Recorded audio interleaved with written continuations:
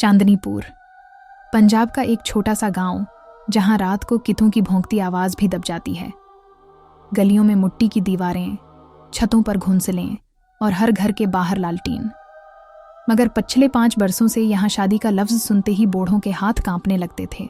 उम्र फारूक 25 साल का लंबा टड़ंगा लड़का लाहौर यूनिवर्सिटी से इंजीनियरिंग मुकम्मल करके वापस आया था। इसके वालिद मुश्ताक अहमद गांव के वाहिद पोस्ट मास्टर थे। माँ रज़िया बेगम घर संभालती थीं। उमर ने घर आते ही ऐलान किया, अब्बा, मैं सबा से शादी करूंगा। हम 3 साल से एक दूसरे को चाहते हैं। मुश्ताक अहमद की चाय का कप हाथ से गिर गया। रज़िया बेगम के मोना से चीख निकल गई, बेटा, तुम पागल हो गए हो? तुम्हें नहीं पता यहाँ क्या हो रहा है? उमर हंस पड़ा, अब्बा, मैंने पढ़ाई की है, भूत परीत की बातें छोड़ें। मगर रात को जब सब सो गए, मुश्ताक अहमद ने उमर को अपने कमरे में बुलाया। कमरे में सिर्फ एक लालटीन जल रही थी। दीवार पर एक पुराना फ्रेम था जिसमें एक खूबसूरत लड़की लाल जोड़े में मुस्कुरा रही थी। ये रेशमा थी। 5 साल पहले उसकी शादी रहीम से हुई थी। शादी की रात रहीम ने उसे कत्ल कर दिया था, पैसों के लिए। रेशमा की लाश गायब हो गई। इसके बाद से जो भी दुल्हन लाल जोड़ा पहनकर इस गांव में आई, इसकी शादी की रात खावंद मर गया। 8 लड़के, 8 लाशें, या लाशें भी नहीं मिले, सिर्फ लाल जोड़े के टुकड़े और खून। उमर ने सिर हिलाया, ये सब अफवाहें हैं। शादी की तारीख तय हो गई। सबा का घर करीब ही था। इसके वालिद ने लाल जोड़ा भेजा, बहुत महंगा, सरख मुखमल का, सोने की जरी, हैवी काम। जब जोड़ा घर आया तो रज़िया बेगम ने उसे छूते ही हाथ छटक दिए। इन्हें लगा जैसे जोड़ा जिंदा हो, ठंडा हो और अंदर से कोई सांस ले रहा हो। शादी वाला दिन आया। बारात सबा के घर से आई। रात 11 बजे दुल्हन घोड़ी पर बैठी। लाल जोड़ा चांदनी में चमक रहा था। जब वो घर के बाहर उतरी तो हवा अचानक रक गई। गली में कित्ते भौंकना बंद कर गए। बूढ़े लोग सिर झुकाए खड़े थे। उमर ने सबा का हाथ पकड़ा। हाथ बर्फ की तरह ठंडा था। निकाह हुआ। मौलवी साहब ने जो नहीं तीसरी बार कबूल है कहलवाया। बिजली गायब हो गई। अंधेरा छा गया। सिर्फ लाल जोड़े की चमक नजर आ रही थी। अंधेरे में एक हल्की सी आवाज आई, मैं वापस आ गई। उमर ने हंसकर कहा, बस जनरेटर खराब हो गया। मगर सबा की आंखों में कुछ और ही था। वो घूंघट के नीचे से किसी को देख रही थी जो कोई और नहीं देख सकता था। कमरा खूबसूरत था। चारों तरफ गुलाब की पत्तियां, छत पर झूमर, दीवारों पर आईने। उमर ने दरवाजा अंदर से बंद किया। सबा बस्तर पर बैठी थी, घूंघट डाले। उमर ने आहिस्ता से घूंघट उठाया। सबा का चेहरा सफेद था, होंठ नीले। क्या हुआ जान, डर गई हो? सबा ने सिर हिलाया, कोई कमरे में है। उमर ने हंसकर गले लगा लिया, मैं हूं ना। रात 2:30 बजे उमर की आंख खुली। बस्तर खाली था।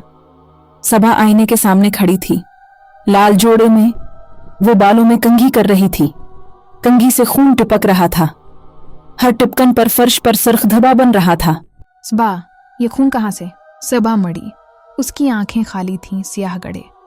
वो मुस्कुराई, ये मेरा खून नहीं, तुम्हारा होने वाला है। उमर उठा, तुम पागल हो गई हो? अचानक आईने में सबा की जगह कोई और खड़ी थी। वही लाल जोड़ा, वही चेहरा, मगर सर नहीं था। गर्दन से खून रस रहा था। वो आहिस्ता आहिस्ता आईने से बाहर निकलने लगी। उमर चीखा और दरवाजे की तरफ भागा। दरवाजा नहीं खुला। सबा, या जो कुछ अब वो थी, इसके पीछे आ गई। इसके हाथ में छुरी चमक रही थी। 5 साल पहले रहीम ने मुझे यहीं कत्ल किया था, इसी कमरे में, इसी बस्तर पर। आज तुम्हारी बारी है। उमर ने अलमारी से रहीम की पुरानी बंदूक निकाली। हाथ कान पर रहे थे। उसने फायर किया। गोली सबा के जिस्म के आर पार हो गई, मगर वो रखी नहीं। वो हंसने लगी, मैं मर चुकी हूं उमर, तुम मुझे मार नहीं सकते। अचानक कमरे में रोशनी आ गई। सबा गर पड़ी। उसकी आंखें नॉर्मल थीं। वो रो रही थी, उमर, मुझे बचाओ, वो मेरे अंदर है। उमर ने उसे उठाया और बाहर भागा। सहन में गिर गया। माँ बाप दौड़े आए। सबा बेहोश थी। कमरे में सिर्फ खून के धब्बे और लाल जोड़ा पड़ा था, जो अब मुकम्मल तौर पर भीग चुका था। सुबह का सूरज जैसे डर रहा हो। चांदनीपुर पर छाया हुआ धंध खून की बो से भरी थी। उमर सहन में पड़ा था, सिर पर गहरी चोट, होश में आया तो माँ उसके मुंह पर पानी छिड़क रही थी। सबा कहाँ है? कोई जवाब न दे सका। कमरे में सिर्फ खून से भीगा लाल जोड़ा पड़ा था, जैसे अभी कोई इसमें से निकला हो। सबा गायब। पुलिस आई, तलाशी हुई, कित्ते लाए गए, मगर कोई निशान न मिला। सिर्फ घर के पीछे जंगल की तरफ जाते हुए खून के हल्के हल्के छींटे थे जो अचानक खत्म हो गए, जैसे कोई हवा में उड़ गया हो। उमर पागल सा हो गया। वो हाजी साहब के घर पहुंचा। हाजी साहब गांव के सबसे बूढ़े और वाहिद शख्स थे जो रेशमा को जिंदा देख चुके थे। हाजी साहब, मुझे सब कुछ बताएं। हाजी साहब ने गहरी सांस ली, आंखें बंद की, फिर बोले, 5 साल पहले रेशमा की शादी रहीम से हुई थी। रहीम को उसके बाप की जायदाद चाहिए थी। शादी की रात उसने रेशमा का गला काट दिया, लाश को लाल जोड़े समेत जंगल में दफन कर दिया और कहा कि दुल्हन भाग गई। 3 दिन बाद रहीम खुद मर गया। इसकी लाश मिली, गला काटा हुआ। इसके बाद से हर शादी की रात वही हो रहा है। उमर ने पूछा, लाश कहाँ दफन की गई थी? जंगल के बीच में एक पुरानी कब्र है, कोई वहां नहीं जाता। वहां लाल कपड़ा बांधा हुआ है। रात को उमर अकेला जंगल की तरफ निकला। चांद खून की तरह लाल था। वो कब्र के पास पहुंचा। कब्र पर लाल दुपट्टा लहरा रहा था। जैसे ही उसने हाथ बढ़ाया, जमीन हिलने लगी। एक औरत की चीख गूंजी, मत छूना। उमर पीछे हटा। कब्र की मिट्टी हटने लगी। एक हाथ बाहर निकला, लाल जोड़े वाला, नाखनों में खून जमा हुआ। उमर भागा। पीछे से आवाज आई, मैं तेरी दुल्हन के अंदर हूं, हमेशा रहूंगी। वो घर भाग कर आया तो देखा सबा वापस आई थी। वो सहन में खड़ी थी, सफेद कपड़ों में, बाल बिखरे हुए, आंखें सर्क। उमर, मुझे बचाओ, वो मुझ में घुस गई है। जब भी मैं सोती हूं वो जागती है। उमर ने गांव के मशहूर मौलाना करीम को बुलाया। मौलाना साहब ने सबा को देखा और फौरन पीछे हट गए। ये जिस्म अब खाली है, असल सबा कहीं और है, इसमें रेशमा है। मौलाना ने बताया, रेशमा की रूह जोड़े में नहीं, दुल्हन के जिस्म में कैद होती है। जब तक जिस्म जिंदा है वो जिंदा है। वाहिद तरीका ये है कि जिस्म को जला दिया जाए या रूह को दूसरे जिस्म में मुंतकिल करके मारा जाए। उमर रो पड़ा, मैं सबा को नहीं जला सकता। मौलाना ने एक खतरनाक तजवीज़ दी, एक मर्दा दुल्हन का जिस्म लाओ, रेशमा को इसमें मुंतकिल करो, फिर उसे जला दो। रात को उमर, मौलाना और 2 नौजवान कब्रिस्तान पहुंचे। वहां एक ताज़ा कब्र थी। कल ही एक लड़की मरने के बाद दफन हुई थी, शादी से 1 दिन पहले। इसकी लाश निकाली गई, सफ़ेद कफन में, लाल जोड़ा पहनाया गया। मौलाना ने दायरा बनाया, आयल करसी पढ़नी शुरू की। सबा को ज़बरदस्ती लाया गया। उसकी आंखें लाल, दानत निखरे हुए। वो चीख रही थी, मुझे मत छूना। मौलाना ने मुर्दा दुल्हन का हाथ सबा के हाथ से मिलवाया। अचानक सबा का जिस्म ढलक गया।